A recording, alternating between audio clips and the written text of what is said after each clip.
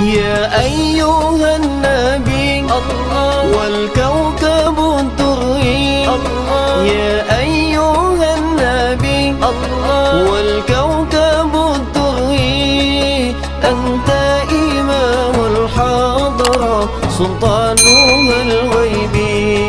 Masih sabar terus menghafal Al-Quran. Mari bersama kita bersyukur kepada Allah Subhanahu wa Ta'ala hingga malam ini kita masih diberikan umur panjang, kesempatan pada malam ke-27. Saya rasa ini malam adalah malam yang paling ditunggu-tunggu oleh para santri, karena besok sudah libur. Artinya mujahadah yang selama ini dirasakan mungkin akan istirahat sejenak, bukan berhenti. Tetapi saya kalau ada santri yang punya berpikiran demikian, kalau kita berpikir mujahadah hanya cukup di pondok pesantren, bermakna ketika dia pulang dia akan melepaskan apa yang selama ini ditahan-tahan. Seperti tadi disampaikan oleh mudir kita, santri kalau sudah pulang ini payah dicari. Kenapa? Karena selama ini ditahan-tahan apa yang diinginkan. Tapi kalau sudah pulang, semua terbebaskan. Jadi kalau ada santri yang berpikiran seperti ini santri gagal namanya. Satu orang santri ini dia akan berpikir bagaimana mujahadah saya di pesantren ini seperti mana pakaian yang ada di tubuh saya. Jadi mujahadah itu bagi satu orang penuntut ilmu seperti pakaian, tidak pernah lepas dari tubuh. Dan tidak mungkin satu orang yang waras, yang akalnya masih sehat ini akan berkeliaran tanpa pakaian. Maka mujahadah bagi satu orang ahlul ilmi ini adalah seperti mana pakaian. Saya teringat dari Pak Ustadz kita, Bapak Zaharuddin, menyampaikan cerita di Temboro. Saya pernah sekali ketemu dengan mudir di Temboro, almarhum Kiai Husain. Ketika itu saya masih di Bangladesh, masih akan belajar. Maka beliau sampaikan, kamu kalau mau niat belajar itu pikir-pikir lagi. Kenapa Pak Yai?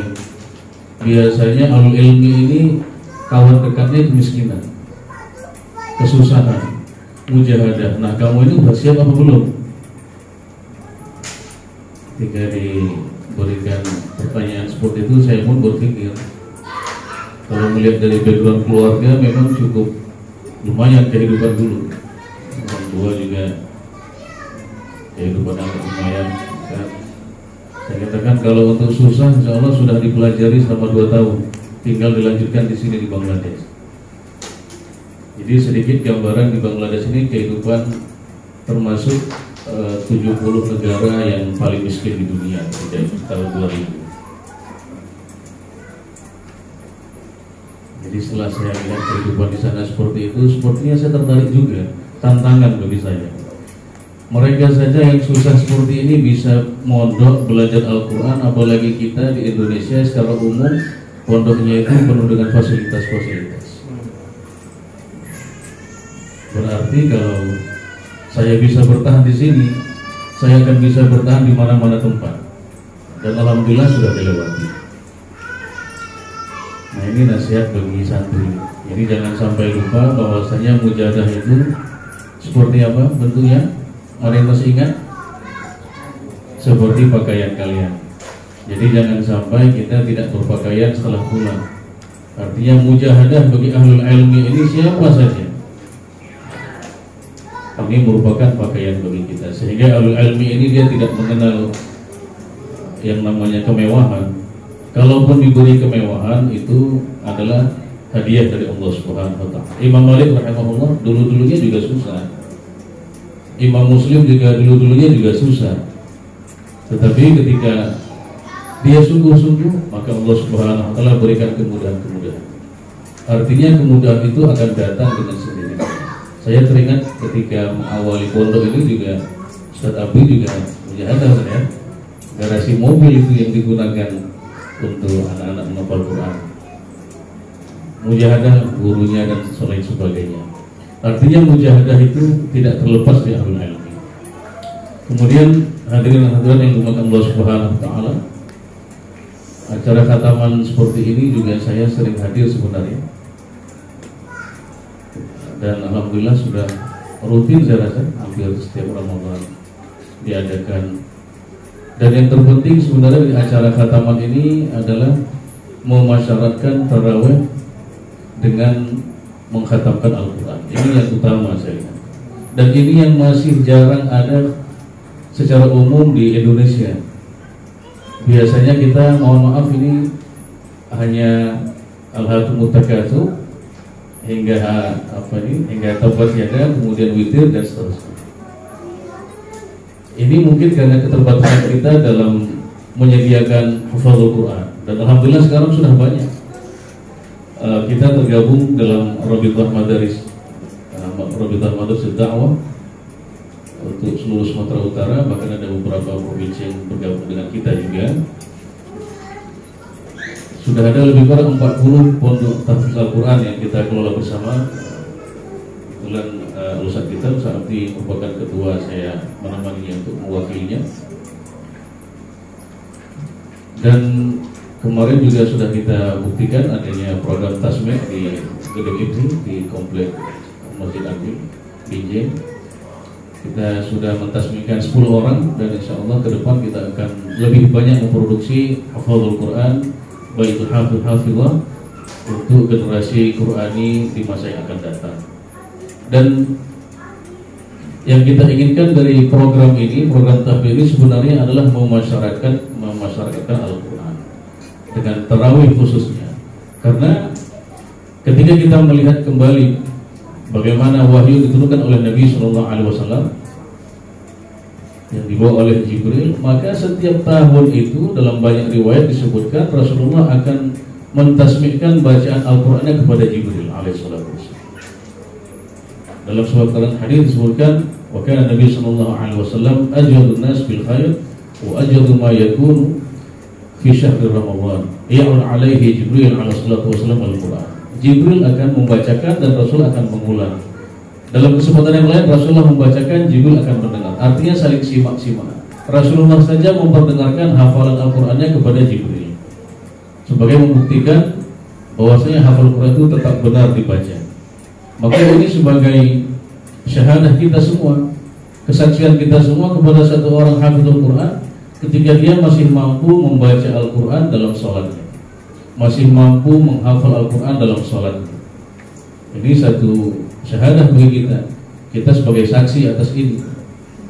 Kemudian apa keutamaan kita yang di belakang? Ini kan bagi dia yang membaca. Kita yang di belakang seperti apa? Nah, terkadang dalam kesibukan kita keseharian mungkin hampir tidak pernah tersentuh itu Al-Quran. Apalagi kalau kita lihat pengusaha-pengusaha sekarang, lihat Quran pun terkadang hampir gak pernah itu. Apalagi mau membaca, menelaah, mempelajari, sehingga usahanya sesuai dengan Al-Quran, sehingga usahanya ini akan membawa keberkahan. Melihat saja gak pernah. Maka keuntungan bagi kita yang di belakang ini, kita mendengar bacaan Al-Quran. Bahkan setiap huruf yang kita dengar, kita juga mendapatkan hasanah kebaikan dari bacaan tersebut. Teringat saya ketika setelah Bangladesh saya kuliah di Karachi, di Pakistan, di Kuliah Haji. Maka pemandangan yang aneh itu yang saya lihat di Karachi. Ada satu masjid besar di Coromandel, Binoriton nama pondoknya. Ketika kita masuk di masjid ini akan ada 4 jamaah tarawih di situ. Yang pertama di mihrab umum, ini 1 juz biasa. Kalau kita mundur ke belakang di bagian utara, kita akan lihat jamaah yang imamnya ini membaca 2 juz. Kemudian di bagian selatan ada lagi jemaah yang membaca dengan 4 juz. Di bagian timur belakang ada satu imam buta tua, waktu itu murid beliau umur lebih kurang sekitar 60-an. Mungkin sekarang sudah meninggal dunia, Allah yarham. Sudah lama saya tidak ketemu, tahun 2006 saya pulang. Maka beliau membawa 3 juz dengan bacaan yang begitu tartil sekali. Selesai hampir jam 12 malam lebih kurang. Jadi tinggal melihat selera kita. iman kita di mana ketika itu? Iman saya yang di 1 juz atau yang di 2 juz atau yang di 4 atau yang di 3 dengan bacaan begitu tartil sekali. Oh, kalau kulhu nggak ada, Ustaz. Dan ternyata untuk keseluruhan Pakistan secara umum itu tidak ada masjid yang tidak khatam Al-Quran tarawih. Jadi kalau mau cari yang cepat itu nggak ada di sana. Kalau di sini kan kita bisa milih-milih masjid fulan, imamnya lama di sini 20 lagi. Di sana aja tuh ada yang lebih cepat itu. 11 bacaannya cepat. Jam 8.15 sudah selesai. Tausiahnya pun singkat. Sudah sana aja kita pindah ke sana. Tahu-tahu di sana malam itu apes dia. Imamnya yang suruh pula bacanya lama-lama. Lama. Tengok lagi mana. Jadi dia mutar, cari mana yang lebih cepat. Nah, kalau di Pakistan ini nggak kejadian. Kemana dia pergi dia akan terjaring dengan tarawih yang 1 juz minimal. Sehingga ketika saya pulang, saya pun kehilangan suasana. Di mana mau cari tarawih yang 1 juz ini? Waktu itu saya masih di Losmawi. Nggak ada. Alhamdulillah sekarang sudah baik. Saya dengar di BJ sudah ada berapa tempat, Ustaz? 2. Ya. Mudah-mudahan nanti Ramadan yang akan datang bisa bertambah lagi lebih banyak. Ini kerjasama dan olah pikir kita bersama. Bagaimana hari ini masyarakat ini kita didik dengan Al-Quran. Bahkan yang lebih aneh lagi saya lihat di Karachi itu ada pengusaha-pengusaha yang sibuk. Dia panggil satu hafizul Quran ke rumahnya. Dia panggil teman-teman relasi-relasi usaha dia itu. Kita tarawih jangan lama-lama, jangan sampai 1 bulan penuh. Kita ambil yang paket kilat saja, yang 10 juz 1 malam. Jadi 3 malam kan selesai Al-Quran. Setelah itu dia usaha lagi. Artinya masyarakat di sana itu sudah punya asumsi dalam pemikirannya itu bagaimana di bulan Ramadan ini saya harus mendengar seluruh isi Al-Quran. Sampai seperti itu, walaupun itu sebenarnya bukan satu hal yang baik kali, tapi dibandingkan dengan kita hari ini, masyarakat kita itu sudah Masya Allah sekali. Jadi dia berusaha bagaimana dalam Ramadan itu mendengar seluruh bacaan Al-Quran. Walaupun dia nggak ngerti, walaupun dia nggak pandai baca Al-Quran, tapi keinginan untuk mendengarkan Al-Quran itu begitu tinggi. Dan ini yang masih susah kita cari di hati-hati masyarakat kita hari ini. Maka dengan adanya tahapan-tahapan untuk membentuk masyarakat yang suka, gemar dengan tarawih yang lama-lama, maka harus dimulai. Maka kita harapkan Bapak BKM yang berhadir di sini sudah bisa mulai mensuarakan. Nanti kita coba untuk tarawih yang akan datang ini, ya nggak bisa 30 juz, mungkin 5 juz pun bisa. Pelan-pelan dengan tahapan-tahapan. Teringat saya awal mulai saya di Medan ada 3 masjid, 10 hari dengan 5 juz. Kemudian saya dapatkan tempat bisa 20 juz 1 Ramadan. Saya di situ. Kemudian ada satu tempat lagi bisa 30 juz 1 Ramadan. Sampai 9 tahun saya di situ. Alhamdulillah. Sehingga masyarakat kita ini terus mereka terbina Al-Quran. Timbul semangat. Kenapa bisa baca Quran macam ini ya? Kenapa bisa hafal seperti ini? Sehingga mereka pun ada keinginan. Walaupun dia sudah tidak mampu, dia akan bawa anaknya, akan bawa ponakannya, orang-orang yang dikenalnya, dan seterusnya. Ada satu keanehan lagi saya lihat di Pakistan itu. Ketika siang saya kuliah, malam saya mondok lagi belajar Al-Quran biar gak hilang. Maka saya masuk satu madrasah namanya Ashraful Madaris. Di kelas malam itu saya dimasukkan di satu kelas yang isinya itu rata-rata 40 tahun ke atas umurnya. Bahkan saya ketemu dengan satu orang santri yang sudah umur 72 tahun ketika waktu saya masuk, saya paling muda sendiri. Waktu itu umur saya mungkin masih 22. Saya paling muda sendiri. Yang lainnya sudah jabat-jabat putih. Orang sana itu kan mukanya boros, Janggutnya juga boros, umur 40 tahun itu sudah banyak yang putih. Nggak seperti kita kan masih segar, 40 tahun masih hitam-hitam janggutnya. Nah ketika saya tanya, sudah berapa hafalan? Sudah 10, udah berapa lama? Udah 3 tahun. Ini umur 40 tahun. Sudah 10 tahun dalam 3 tahun. 10 juz dalam 3 tahun. Ketemu sama yang paling tua ketika saya ta'aruf hari pertama itu. Sudah berapa lama di sini? Sudah 1 tahun. Sudah berapa banyak? Baru 1 juz. Nah, saya pun terpikir, dulu teringat kita cerita orang-orang tua kita, oke lah kalian masih muda bisa ngapal Quran. Kami yang udah tua-tua ini macam mana mau ngapal Quran? Hafal ujung hilang pangkal, dapat pangkal baru, ujung yang lain pun lepas. Nggak mungkin kayaknya. Ternyata itu satu hal yang tidak benar. Buktinya sudah ada. Ketemu kita langsung dengan umur yang 73 tahun itu, dia masih punya semangat untuk menghafal Al-Quran. Sehingga yang seperti ini bisa menambahkan gairah kita untuk menghafal Al-Quran. Jadi bagi bapak sekalian juga tidak ada alasan sebenarnya untuk mulai. Dari yang termudah dulu kita mulai, dan kita terus lanjutkan hingga kalaupun kita tidak sempat menghafal 30 juz Al-Quran, di akhirat nanti kita akan dibangkitkan bersama penghafal Al-Quran yang sempurna nanti, insya Allah. Amin. Yang penting semangatnya itu ada. Nggak mampu juga misalnya, maka kita menjadi orang yang berikutnya, menjadi orang-orang yang mendorong, mendukung para penghafal Al-Quran, bahkan berusaha untuk membentuk mereka sehingga menjadi penghafal yang sejati. Apa ini penghafal Al-Quran yang sejati? 1 detik malaikat mau datang masih terbaca itu hafalannya. Ini sekarang ini yang banyak ini mantan hafiz. Udah hafal Quran, udah coba baca, nggak lancar Ustaz. Udah lupa, itu udah lama, udah ini, udah itu. Jadi yang kita inginkan melalui program Robitlah kita itu sebenarnya adalah bagaimana santri-santri kita ini menjadi penghafal Al-Quran sejati. Artinya sebelum 1 detik malaikat maut belum datang, dia masih bisa lagi membaca hafalannya seperti mana dahulu dia masih di pesantren. Ini yang kita inginkan. Jadi inilah maksud acara khatam ini. Saya rasa bagaimana Al-Quran ini bisa tumbuh di masyarakat kita, semangat paling kurang berdiri lama membaca Al-Quran atau berdiri lama dalam sholat tarawih ini tidak menjadi satu beban lagi. Ini yang kita inginkan.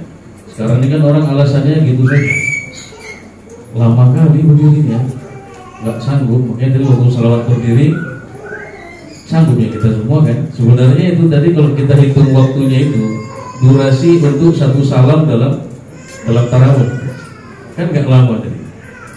1 salam dalam tarawih. Nah, ada lagi orang yang berdiri lebih lama dari itu. Ini kan sekarang lagi kejadian minyak goreng langka. Berapa lama itu mak-mak itu berdiri menunggu minyak goreng itu? Tahan ya, nggak ada yang pingsan 1 orang, yang ngantri ribuan orang. Tahan ya, nggak apa-apa. Kenapa ngantri minyak goreng tahan tapi mendengar Al-Quran nggak tahan? Karena hatinya belum bisa, itu saja. Karena hatinya ada di minyak goreng sehingga dia tahan untuk lama-lama ngantri minyak goreng. Orang ngantri di bank ini sekarang sampai di luar-luar saya lihat apanya, tahan berjam-jam. Kenapa? Karena ada uangnya di situ. Tahan dia. Ada keutamaan yang membesarkan hatinya. Maka kalau kita hari ini hati kita dipenuhi dengan kebesaran Al-Quran, 1 juz ini gak ada apa-apanya sebenarnya. Saya lihat di sini pondok yang mujahadah 27 Ramadan baru pulang. Saya 20 Ramadan anak udah pulang. Jadi cara untuk mengejar khatamannya itu 1 malam 2 juz. Jadi 2 juz kita khatamkan, habis dia 15 malam. Setelah itu ulang lagi 2 juz lagi, yang 5 malam sisa itu dapat 10 juz lagi. Jadi 1 juz itu nggak ada apa-apa. Sebenarnya sebentar saja. Hanya momoknya saja yang menakut-nakuti kita. Sebenarnya sebentar. Maka kita harapkan ke depan mudah-mudahan khususnya di Kota Binjai ini semakin banyak masjid-masjid yang menghadirkan Aimatul Tarawih ini dengan para hafadzul Quran.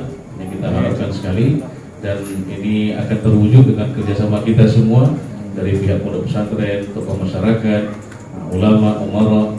Semua kita saling bahu membahu untuk mewujudkan cita-cita kita bersama, membentuk daerah kita, khususnya kota Binjai ini menjadi kota yang penuh dengan keberkahan dengan Al-Quran.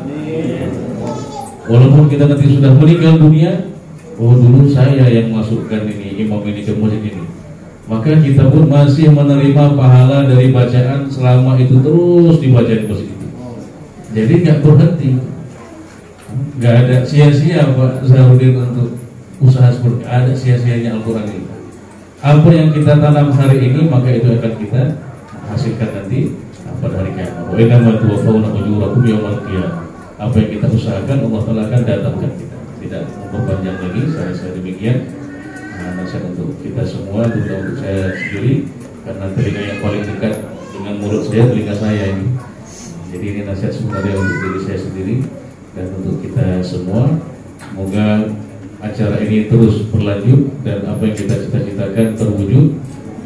Dan yang terlebih daripada itu, semangat kita jangan sampai berkurang. Walaupun umur kita berkurang, tapi semangat harus tetap bertambah. Ada Allah wa iyyakum ajma'in. Jazakumullah khair. Assalamualaikum warahmatullahi wabarakatuh.